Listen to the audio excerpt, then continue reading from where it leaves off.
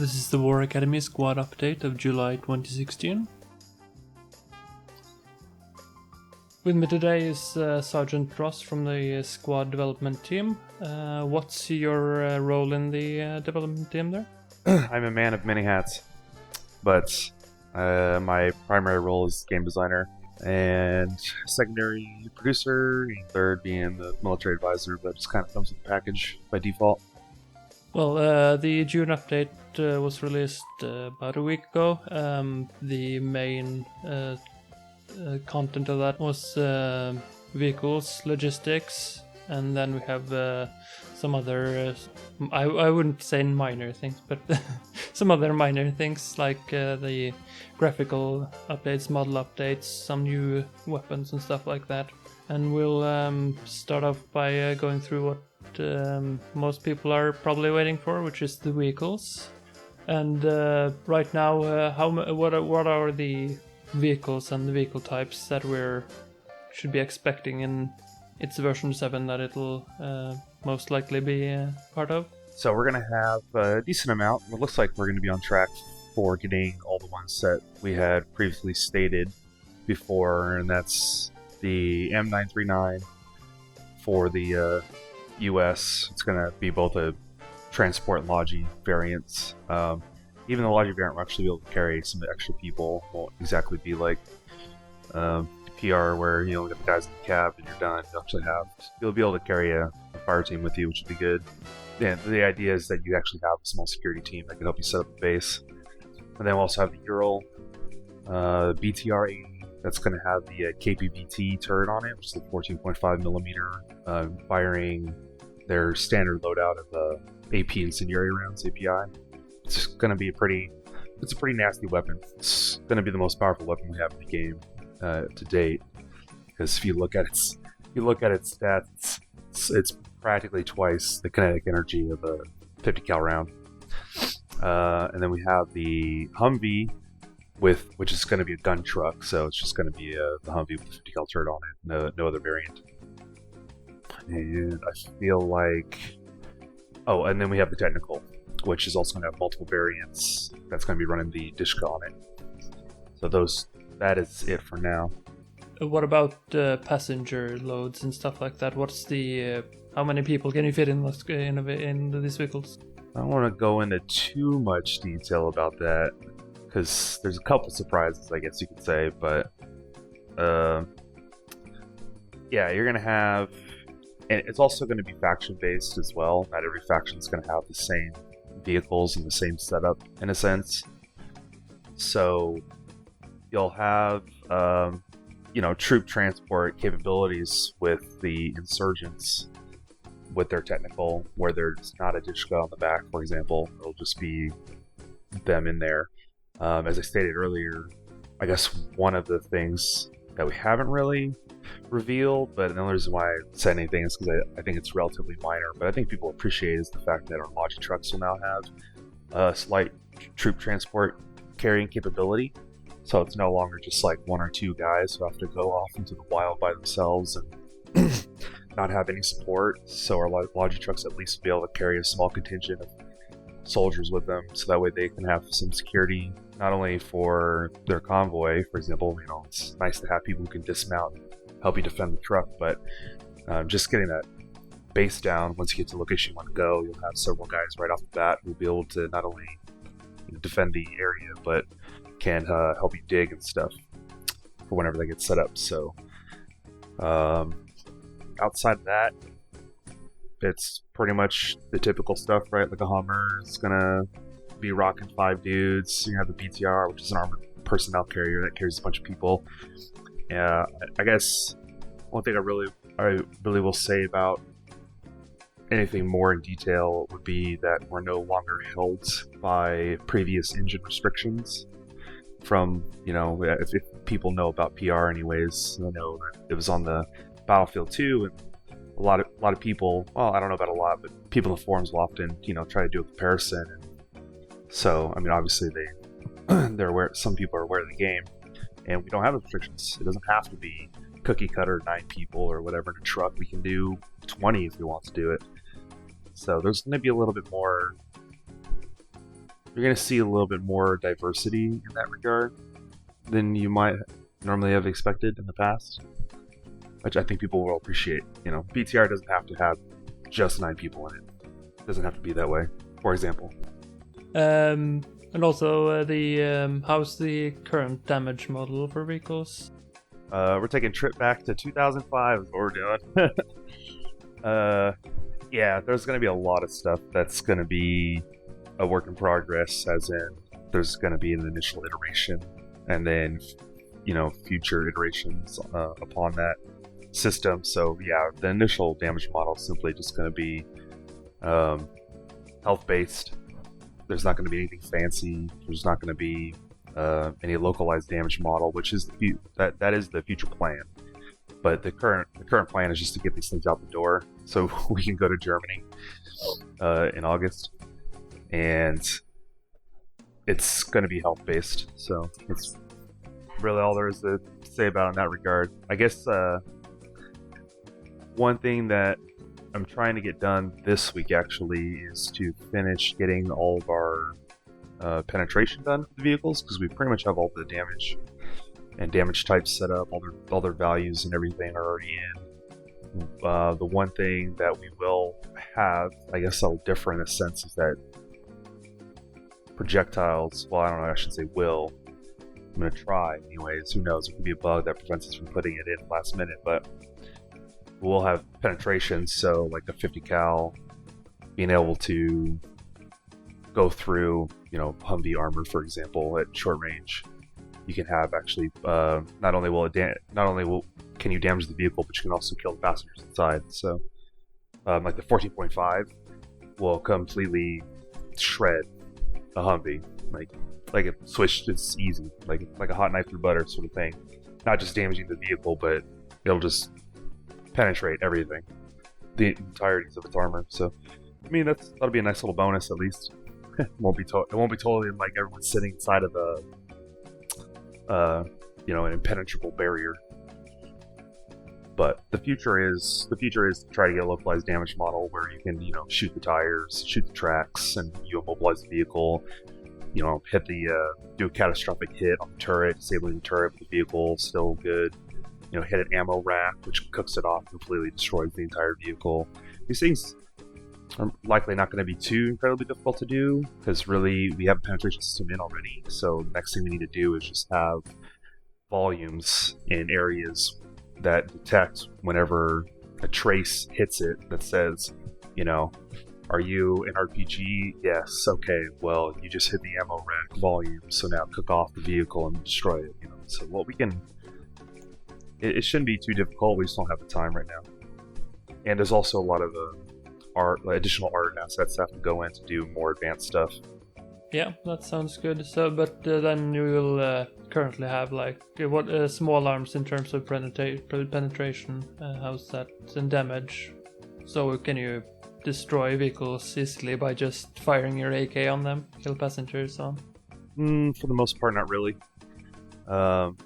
If you're in an extremely lightly armored vehicle, or a vehicle that's not armored at all, then you'll start getting some 7.62 and above getting through and hitting various people inside, and things like the Logi trucks and the Technical and whatnot will be able to be destroyed by small arms, but it's going to take a ridiculous amount, so it's not really going to be worth it if you're trying to shoot a truck from full health with just your 7.62. You know, it's still going to be more viable to use an RPG or a law or whatever in order to engage those targets. But say, you know, you hit it once or twice with an RPG, it's getting, it's getting close to death, and yeah, you might be able to have your squad dump a couple mags into it and kill it, but they'll have zero effect on armored vehicles, though.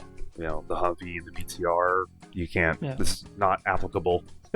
You can't shoot small arms and hurt them at all. Yeah. So you can't just shoot the tire on the APC and it blows up like in PR. No, unfortunately, that's not going to be the case. Most vehicles too, modern vehicles have run flats as well. So even if you were to be able to destroy the tire, it'll still have some ability to continue to move, especially with BTR, for example. I think it's 8 wheels. Shoot one wheel, what do you do? It's going to keep going. A Humvee, you know, you get a couple rounds into a Humvee tire, it's still going to go. It's got to run flat. It's at least going to it'll reduce speed, but yeah. So like 5.56, for example, against a technical, it's really not going to do very much. They actually don't penetrate very well at all in real life. I've had the pleasure in various forms, anyways, won't say any more than that, of shooting a car with 5.56, and they have a very strong tendency to either deflect at, you know, depending on the obliquity of the target or the area that you're hitting, or they'll actually just bounce around on the inside of the door. So I don't know if you've ever seen a car door, but it's actually, there's a space in between the outer layer and the inner layer, and it has like metal bars and rods and gears and all sorts of weird stuff, you know, for like the rolling up the window mechanism and whatnot, the locking mechanisms. The 5.56 round has a tendency to either just hit the outer layer and start spalding, or which means it'll like fragment everywhere, or it'll just like deflect into various directions and go like out the top of the roof and all sorts of weird areas. It's really not an effective round against cars. But a 7.62, I've seen go end to end through a vehicle, like out through one door, out the other door. So we kind of have a rough model of that kind of functionality. And in terms of player interaction with the vehicles, how's the all the spawning of the vehicles? Any access restrictions in terms of kits and squads and stuff like that? What are the rules in the current implementation there? Yeah, well, we had a really cool system all set up and ready to go, but then realized that we didn't have time to put it in. So we're gonna it's gonna be pretty ghetto, I guess. We're gonna try to minimize, this is something I can't really talk about too much, but we're gonna try to help minimize the initial like potential TK issue in the beginning of a round, where the vehicles are going to be spawning at, and they are just going to be spawning on a timer, no different than like Battlefield. This is spawning code that we've had for probably like 6 months now, so we don't really see any reason to try to iterate on it right now, because we need our programmers elsewhere, like working on vehicle physics, you know, interacting with players and stuff. And so yeah, it's going to be long story short, it's going to be relatively simple, but we're hoping that we can at least stop some initial TK stuff in the beginning of the round. There's going to be more stuff in the future that's going to be quite different from Battlefield or PR or any other game. So there will be a more involved system in the future. It won't really be that complex to the player, but it's going to be a little bit more complex in the back end, I guess. So hopefully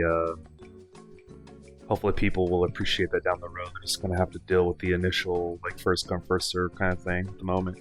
And have you made any changes to the current version 6 game mechanics in preparation for the introduction of vehicles, like a reduction of infantry movement speed or anything like that? That is the plan, is to have some movement speed reductions, and if I have time, maybe I can get around to reevaluating stamina a little bit. But, you know, there are one thing, I guess, as far as game development is concerned, sometimes you have to do like a, you know, return on investment kind of thing, like an ROI assessment on whether or not something is really worth iterating on or doing, especially if there's going to be changes to it in the future.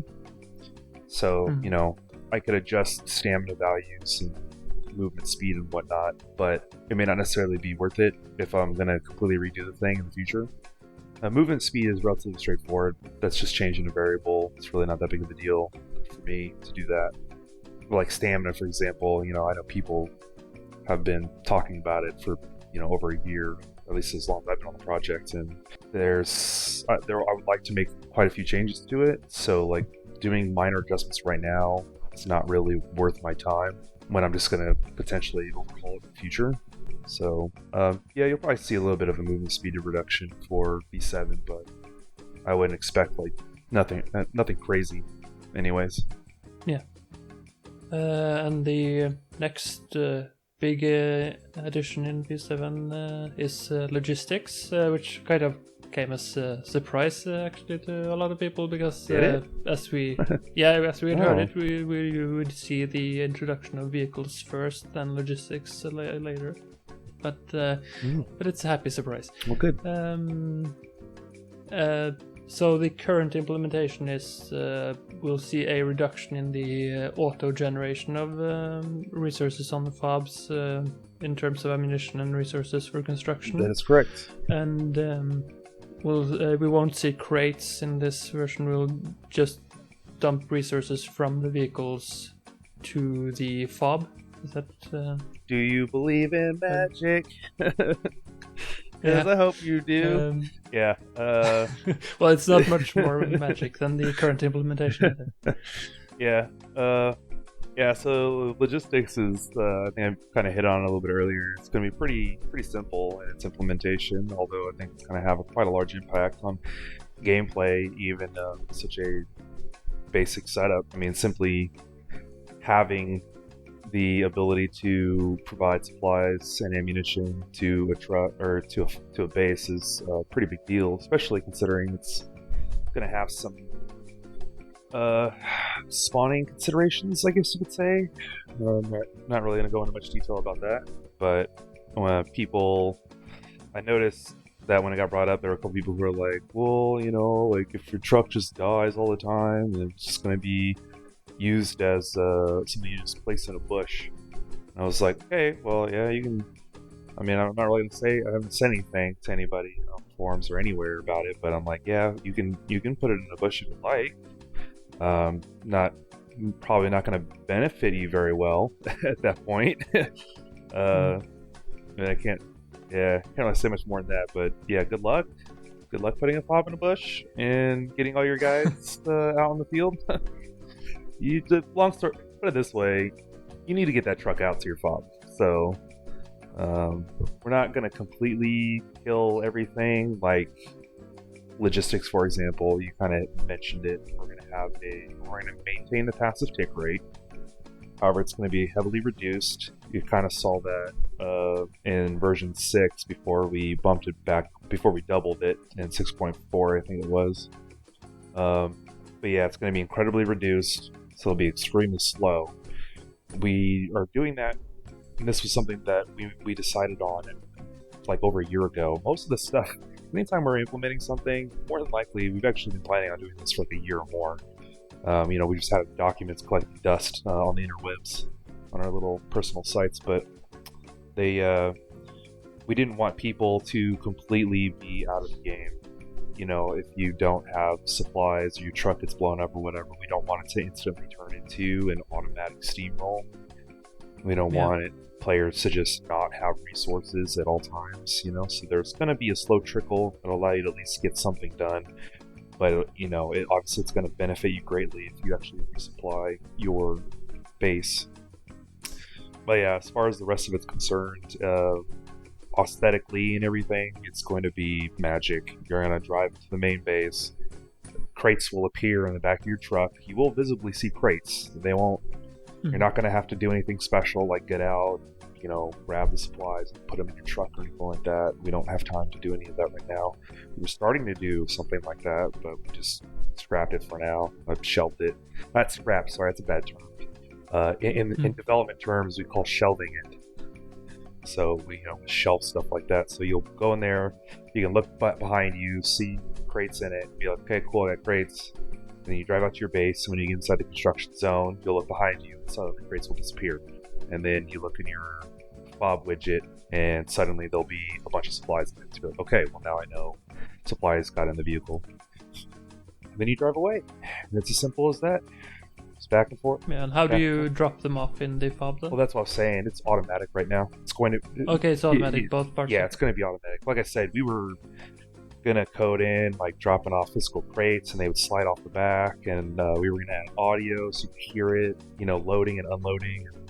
We have a lot of plans, but we had to shelve it all for time restraints. We just don't have time right now. Yeah. Once we have working vehicles that are performing well out in the public, that's whenever we can start dedicating time to, adding more features and polishing the game. And we're gonna have a lot more. Well, we're kind of going off track, but yeah, we'll have more time to iterate on things once we get V7 out. Yeah. So yeah. And the vehicles, is it just logistics trucks that can provide those supplies? Yeah. Right now. Right. Yeah. So that's the other thing too. Kind of going back to what I was saying earlier, we're going to be doing an inventory refactor. By refactor, essentially just means like redoing how we handle inventory. That's a big part of our plan in the future, is to actually have a system where you have more control over your items within the confines of your particular class. So an example would be a rifleman being able to carry saw ammunition. He's not going to, or maybe he'll be able to carry extra RPGs at the expense of space for other things. Like, okay, well, I can't bring 2 fragmentation grenades, but I can bring 1 RPG warhead extra or whatever, and then that'll have potential added weight and stamina kind of variances for that sort of thing. Well, this system can be used on vehicles, so we're hoping that we can marry those two together, and like a Humvee may not necessarily be your main way to supply a base, but maybe it carries spare ammunition and medical supplies that people can run up to and actually drag off the vehicle, as in like you open up an inventory and you actually pull things out of it like you would in other games. Yeah. So we're hoping to get more functionality with all vehicles, but for the time being, yes, only designated logistics trucks will supply bases. What functionality does they have? Does the ammunition resource have on currently? Would have to double check, but I don't think we have done anything with that yet. For soldiers, I mentioned it a while back, but I'm trying to think if he actually hooked it up or not. Don't think so. I don't think he's done it yet, so we may not have time to do it, but we might. I'm gonna try. That'll be my answer. I'm gonna try.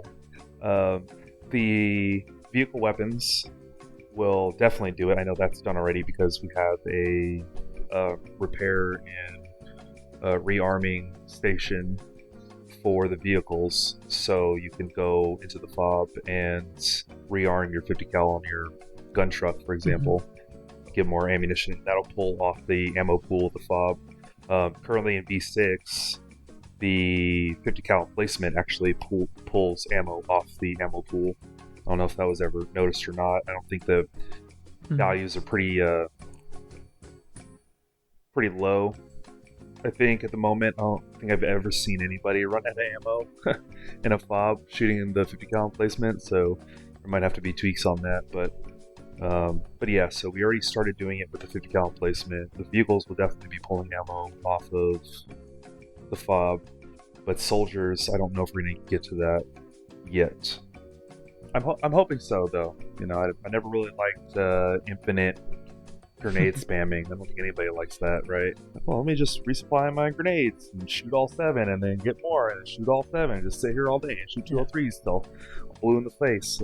Obviously, we don't want that to happen.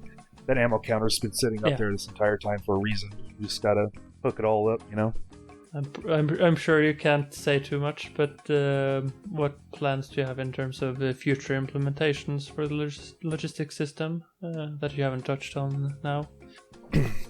Future implementation. Yeah, I can't go into too much, but I will say that we would like to get to a point where various factions and whatnot have different capabilities as far as how they handle their deployables. And I would like it to get to a point where things that generally aren't too resource intensive or are things that are easily carried by infantry can be placed independent of their bases. So a good example would be sandbags. A squad shouldn't need a base just to put a couple sandbags down while they're defending a flag, for example. You know what I mean? So I would like to give players a little bit more fluidity and ability to set up, be able to, the term I'm looking for is reinforce their positions in a relatively quick manner. Yeah. With little reliance on bases. So that's just kind of part of it. And there will also be future iterations of the logistic system, additional deployables that will add value to the base. Kind of going back to where we never really intended for radios to just be placed in bushes and left alone.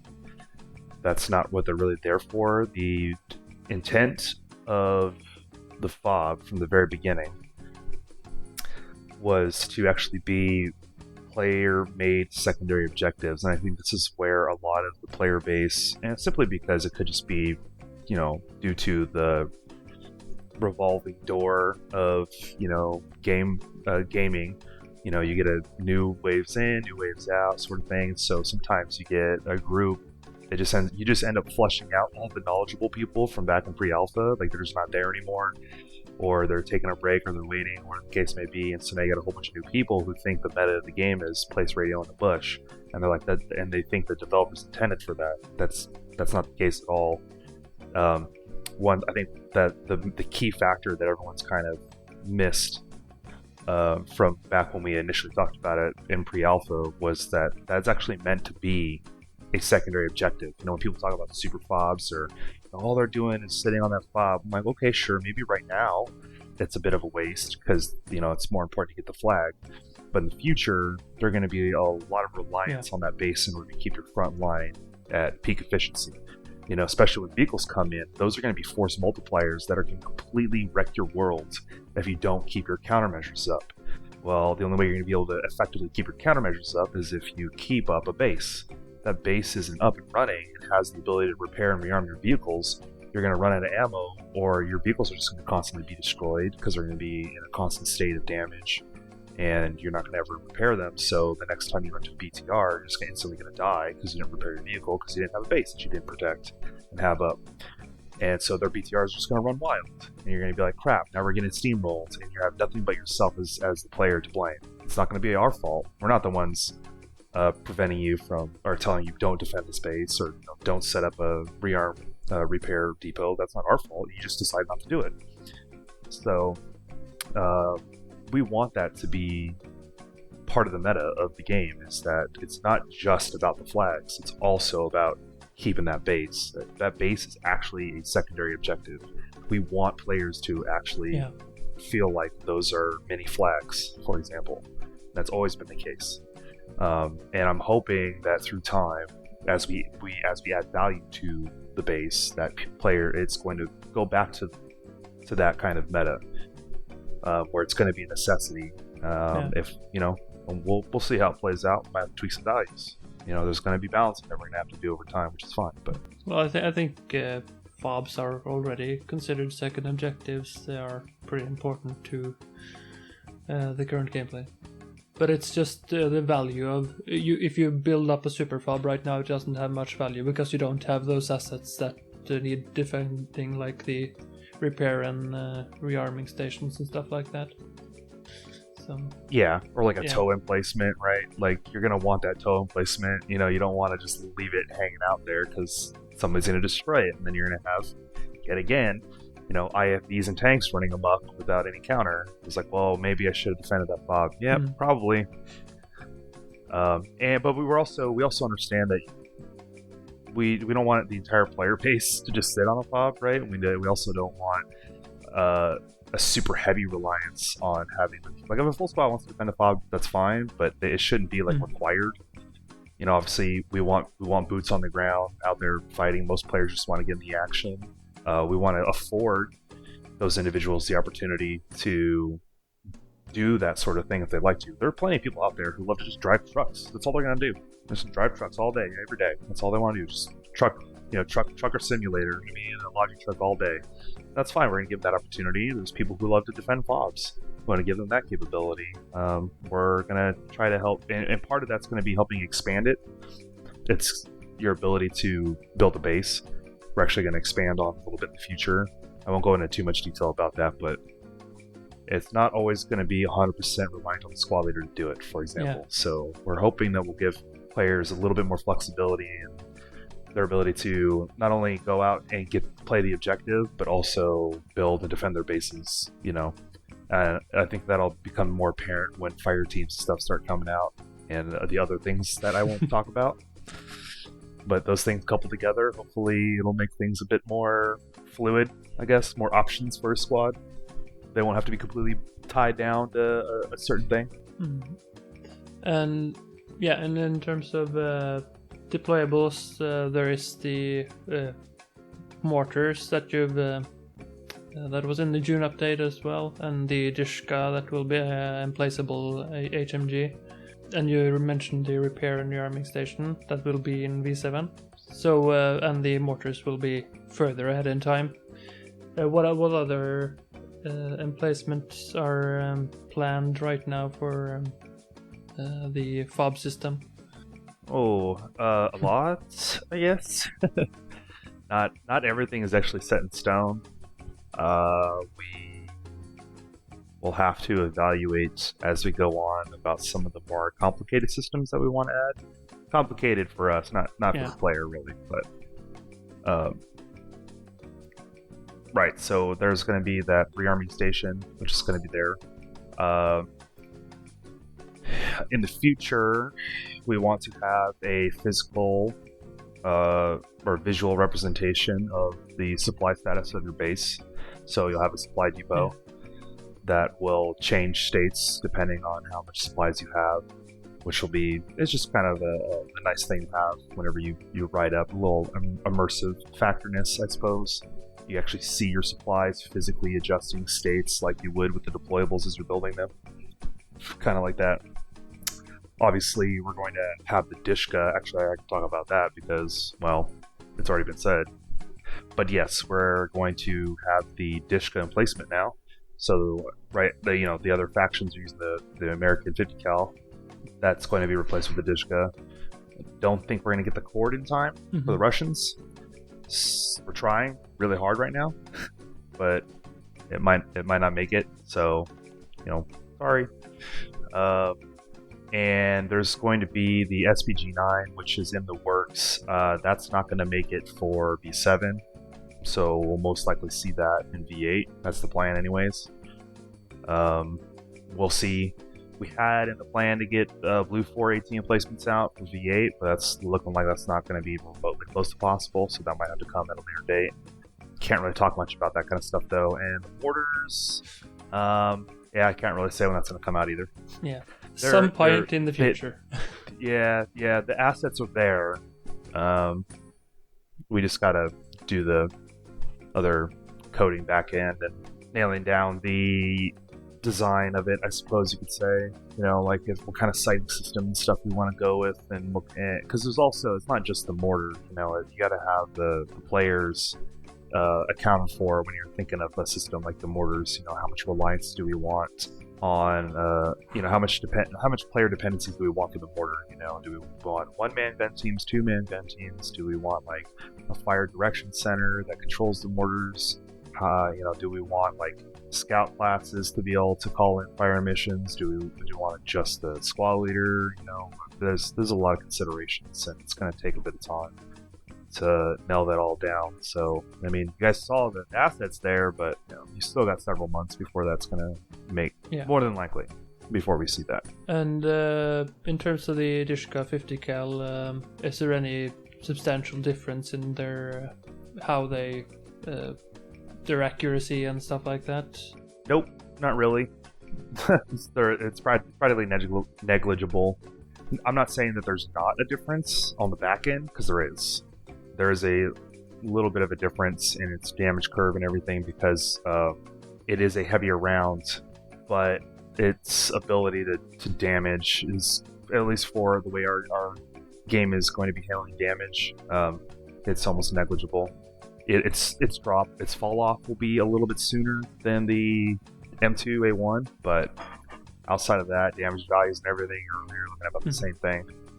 The only major difference will simply just be in functionality of the emplacement. You will have the ability to pretty much go 360 degrees on the Dishka emplacement, because it is on a specialized tripod that allows it to pretty much be in a standing position. The player can be in a standing position to operate it. So that's really the only main difference. But that's not really the Dishka. It's just its tripod that it's on it gives it that capability. Mm-hmm.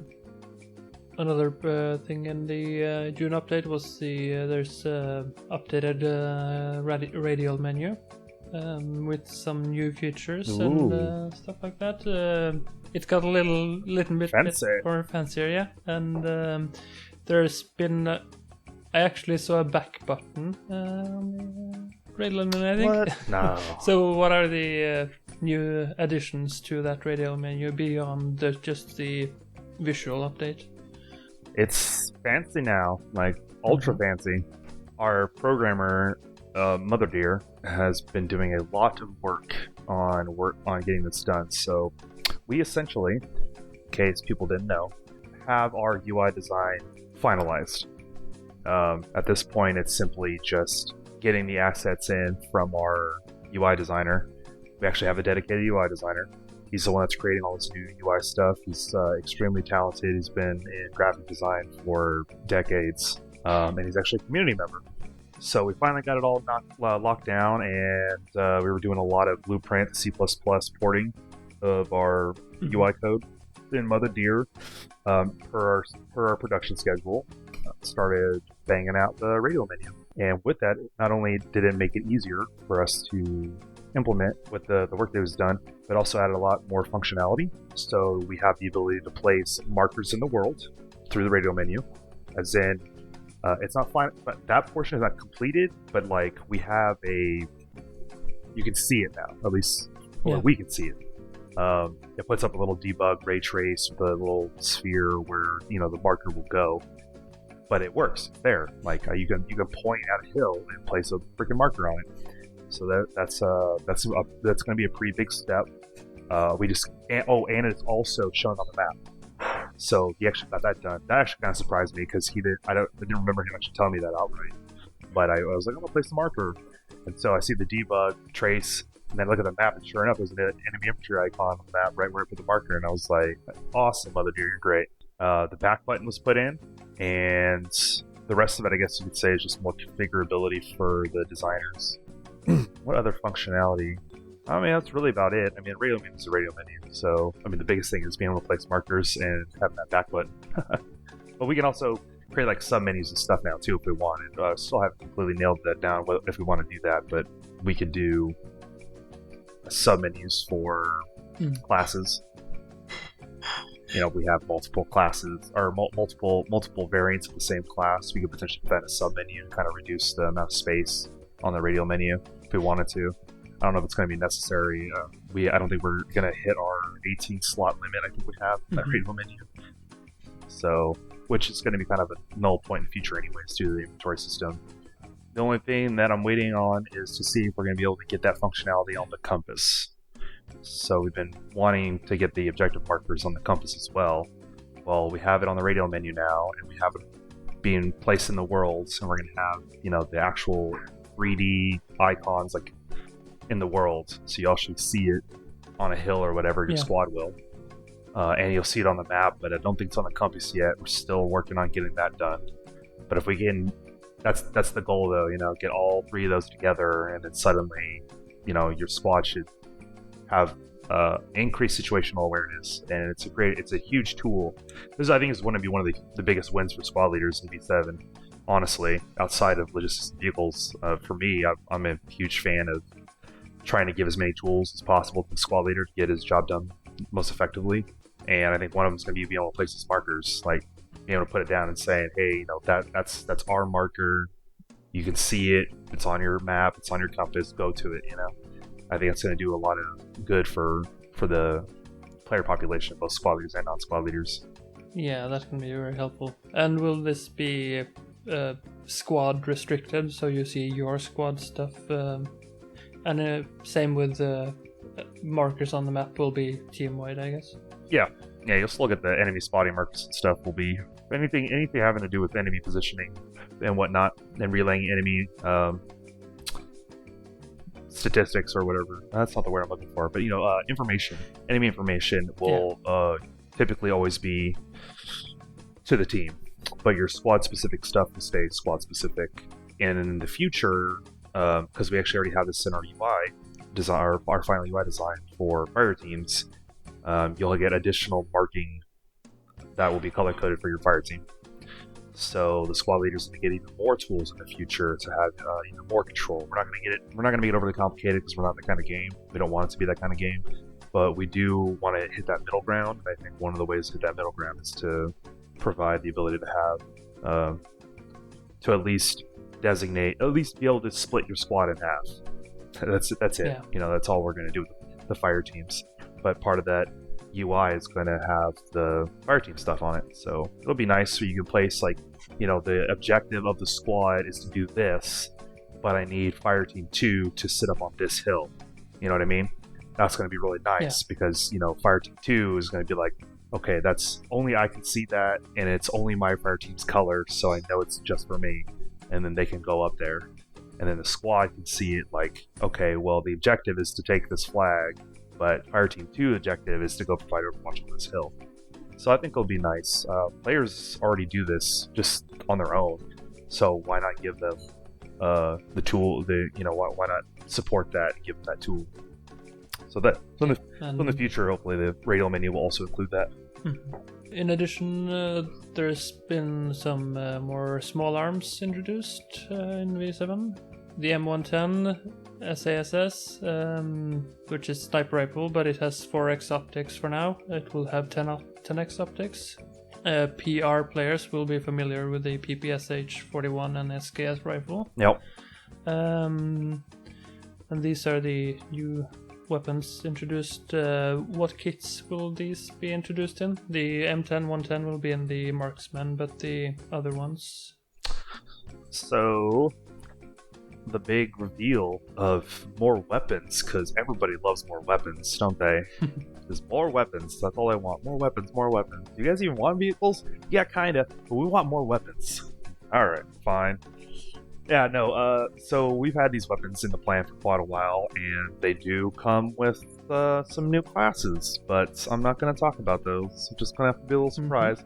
There might have been mention of one in a video recently, but yeah, I don't know. It's weird. I don't know where it came from. I don't know who said that. Anyways, yeah, so obviously the easy one here is the M110. That's been on the board for a while. The DM for the US is going to get that. That's not a new class. We already have it, because right now it's kind of ghetto. Like, oh, look at me, I'm a rifleman with an ACOG, but I'm also a DM with an what the hell? Like, there's no distinction there.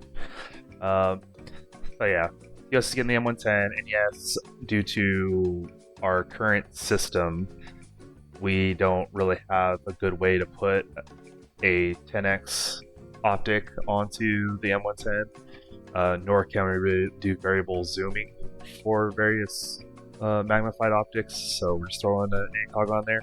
I know some people are like, man, that's dumb, but you know what? Whatever, dude. Just be happy. It's just, it's a very powerful weapon that's going to be able to reach out and touch somebody. It's gonna be more in line with like an SVD, right? It's high powered.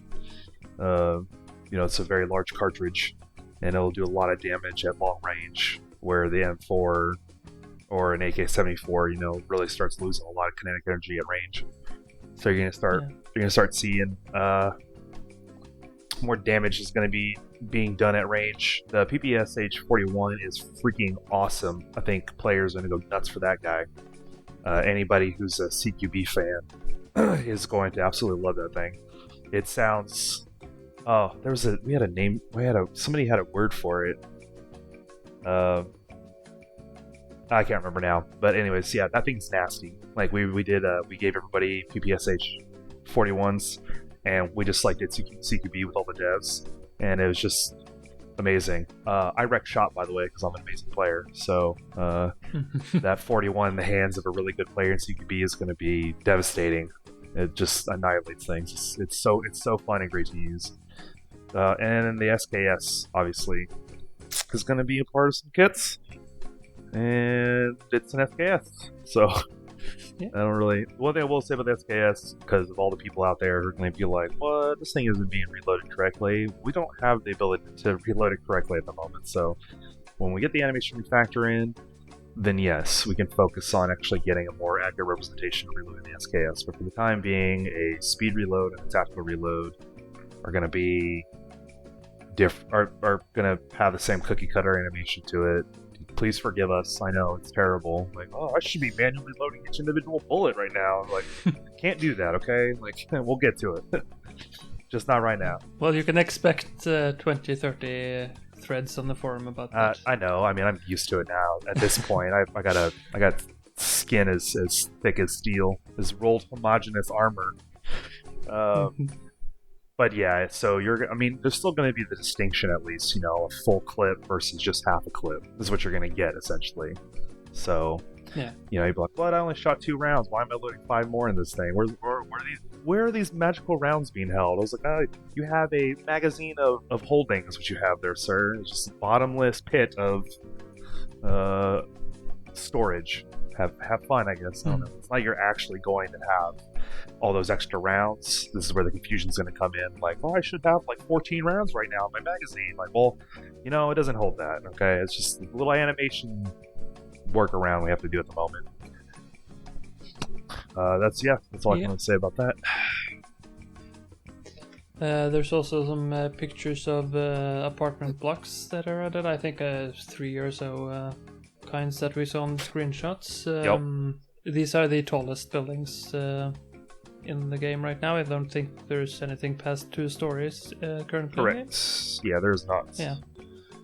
So these are the big ones. Our Eastern European. Yeah, trying to flesh out our Eastern European theater. I don't know if anybody knows in our development cycles, but we, as far as the mapping and environment side is concerned, we go through theaters. It's not just like Afghan map here, Euro map here, and all. It's all done at once. Like all the Afghan maps are done and completed already. We're working on Eastern European, and what we do after that, I can't talk about. But everything's done in theaters. So we're trying to round out, flesh out the Eastern European section. The apartment buildings is one of the steps to finalizing that theater. And there's still a lot of work to be done on those apartment buildings, though. They're nowhere near complete, so you're not going to see it for V7. There's a lot involved with that, and obviously we want to try to keep it as open as possible, especially without grappling hooks. We need to try and make it to where most, if not all, rooms are enterable and have some sort of access to the rooftops. I don't know if you've noticed, but most of our tall buildings have some sort of access to the roof. Or we try, anyways. Yeah. Like the warehouse on Fool's Road, for example, has a catwalk that can allow players to go up on the roof. The warehouse at the mine, you can get on the catwalk, get on the roof. So we try to give players that ability. Plus, in the future, we're hoping to get climbing animations, so you'll be able to climb ladders.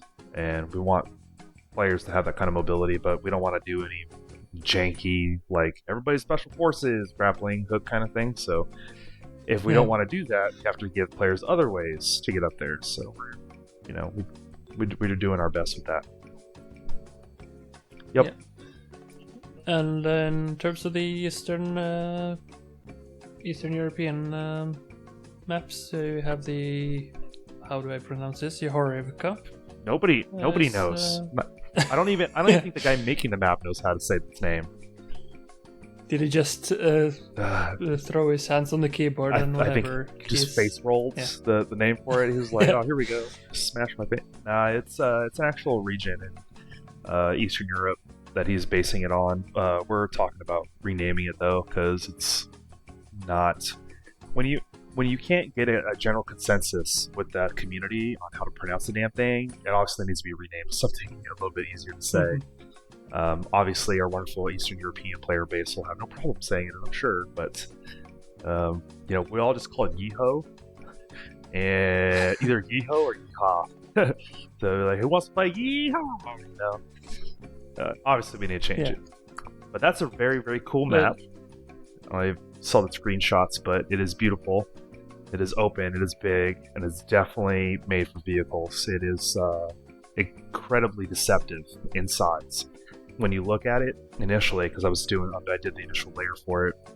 When I was looking at it, I'm like, man, there's only like 2 major towns in this thing. That's it. And it's in the center of the playable area. I'm like, well, this thing's like 100 meters across. And then I went down into the map and I was like, what the shit? This thing is like a click between each other. Like there's a kilometer between the fucking towns. I'm like, oh my god, this is huge. So and when you get in the Humvee, and you're down in Deflate when you start, anyways. There's, I guess, is a little hint at where you're going to be at. You're going to be kind of down in Deflate, and when you drive up onto a hill and you look out across the map, you're like, oh my, this is freaking huge. And it takes you a long time to get from like one end to the other. You can drive a Humvee out to the enemy base, but you're going to be driving for a hot minute. So it's so this is a 4K map. Yeah. And the engagement range is pretty big, and we have unlimited view distance. So if you're a BTR and you get up on a hill, you can fire, the click and a half out if you want to. You can try to lob your rounds out and hit things with it if you want. And there are going to be areas where you can get to that will overlook these towns, and you'll be able to engage targets from a distance in your vehicle. It's going to be hard because everybody's going to be so tiny, and you're going to be trying to shoot these big rounds at very, very tiny targets. So there'll be some benefit to getting in there, but it's pretty neat. And oddly enough, there's not a whole lot on the map. So it runs pretty well. I'm not going to make any statements that it's going to run well. I'm just saying, so far, on my machine anyways, it runs phenomenal because all it is big open grounds with some grass and some trees. It's nothing. There's not a whole lot going on. There's not a ton of statics. So it'll be a good map for vehicles. It looks like my kind of map. Oh yeah, a lot of coordination involved. There's going to be a lot of I think there's going to be a lot of binoculars sitting next to the Humvee going, shift your gun to the left, because there's pretty far engagement ranges on that map. Yeah. There's also been some additions to Gorodok. Say what? Yeah, Gorodok's being expanded with a new layer. More things on it, I guess. Not really much more to say that, I guess. There's going to be some variances and a couple new layers. Yeah, there's been a lot of lighting work that's been done on it, and there will continue to be optimization work that's going to be done on it. Our mapping team has actually been focusing quite heavily on optimizing their maps this cycle. I think they're going to start hitting that pretty hard here in the next couple weeks.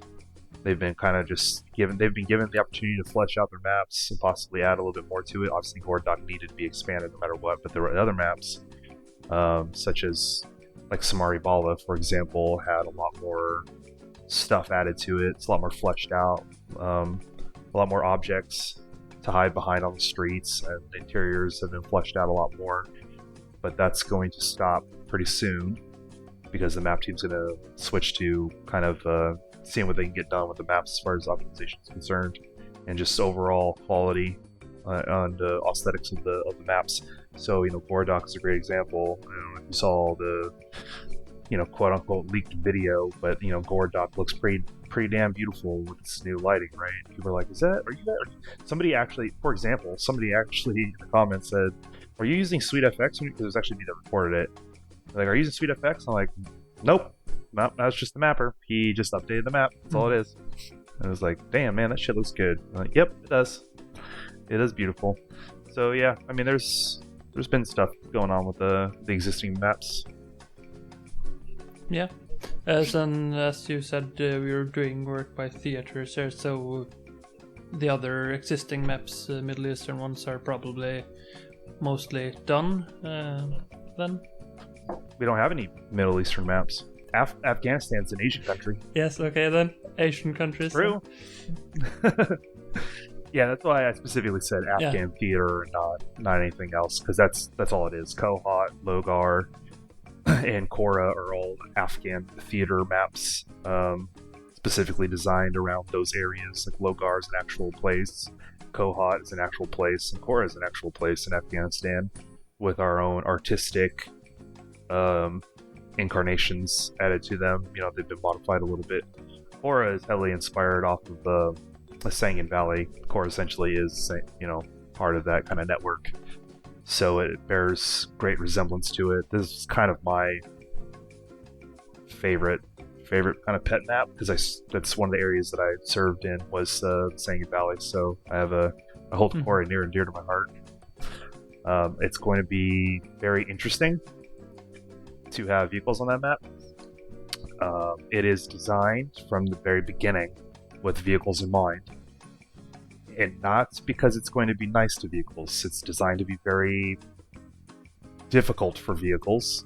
This is how it was in real life, and it's going to afford highly mobile factions, pretty good options for engaging conventional factions, as their vehicles are smaller and faster and are more maneuverable, and they can get around the map a lot easier, whereas the conventional factions are going to be slower.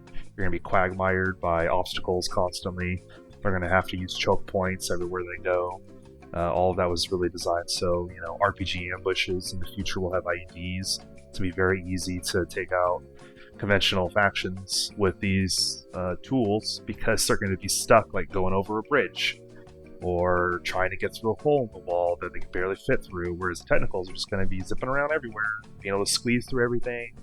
They can, like, you know, go into a hull defilade with just their 50 cal sticking out, being able to shoot at the conventional forces. So it's going to be one of those things that I don't know people realize the kind of effect vehicles will have when it comes to the pacing and just overall meta of gameplay when it comes to these existing maps.